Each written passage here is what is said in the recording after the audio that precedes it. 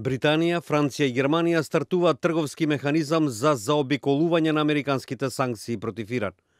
Брисел се надева дека долго очекуваниот специјален систем за плаќање ќе помогне да се спаси нуклеарниот договор со Иран, дозволувајќи му на Техеран да продолжи да тргува со компании од Европската Унија.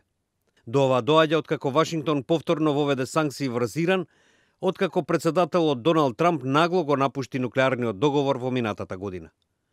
Трите европски земји, потписнички на договорот во 2015 година, што ги ограничи нуклеарните амбиции на Техеран во замена за олеснување на санкциите, го лансираа новиот механизам на состанокот на министрите за надворешни работи на Европската Унија во Букурешт.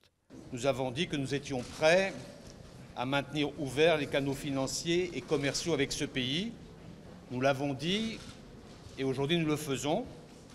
Nous engageons l'Iran à poursuivre dans cette voie qui est la seule possible pour garantir la sécurité globale.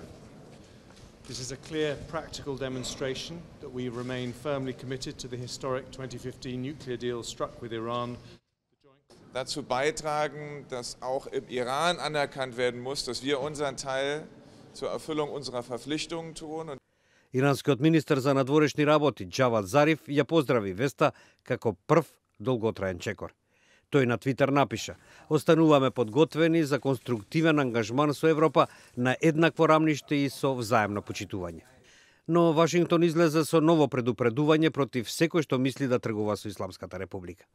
Иако новата институција наречена Инстекс, кратенка од инструмент за поддршка на трговската размена, е проект на 3 влади, таа ќе добие официјално одобрување од сите 28 членки на Европската Унија. Компанијата е регистрирана во вторникот во Париз со првични 3000 евра капитал и надзорен одбор со членови од Франција, Германија и Британија.